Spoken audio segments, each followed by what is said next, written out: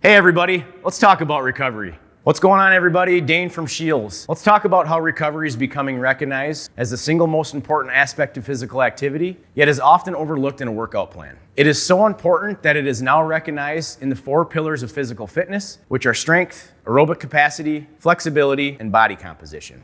Yes, recovery is one of the fastest growing and arguably the most important aspect of physical activity, and at SCHEELS, we have many tools to help you create an effective recovery routine. Many understand the need to simply recover.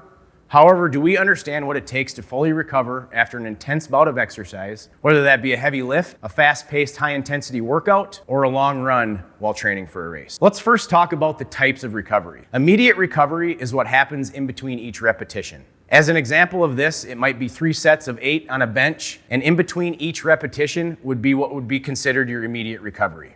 The next one is short term, or what happens in between each set. How much time is there between starting and finishing each set, and how much does that correlate with the amount of weights and reps that you're gonna be doing?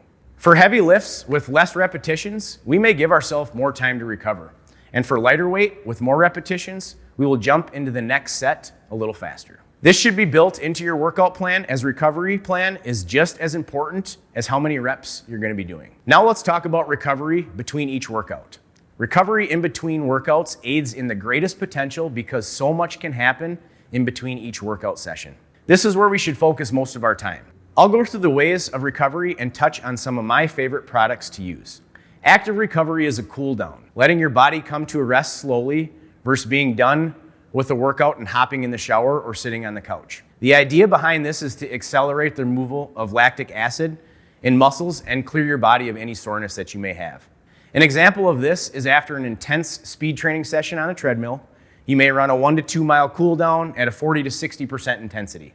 The next one is a massage, and this one comes with some new tools that have been blowing up the market in the last few years. Percussion devices like a hypervolt or a Theragun, muscle hooks, foam rollers are some of the main tools that I use when talking about recovery and massages. I love the hypervolt and Theragun for its portability. I can throw it in my gym bag and travel with it, but I also like it for its ease of use. To me, it has to be extremely easy to use or I won't use it at all. I like the on-off button feature and I like the 3 different levels of stimulus. The muscle hook is also great for shoulder blades. It really helps me dig into the trigger points.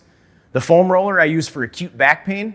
I have to foam roll so I'm not tight. It is an immediate relief for me and I cannot go a day without it. The last 2 that we will touch on are some of the most basic and oldest ways to recover. Compression and stretching, and getting the proper amount of sleep is the baseline to where our recovery needs to start. If we don't let our recovery happen, it's gonna compound on itself. We're gonna get tired, we're gonna get sore, and we're gonna lack the energy needed for a solid workout. Recovery is an overlooked pillar of physical fitness, and it holds many people back from achieving their maximum potential. Please stop in the store and check out some of the many amazing tools we have to help shape your recovery plan and get the most out of your physical fitness.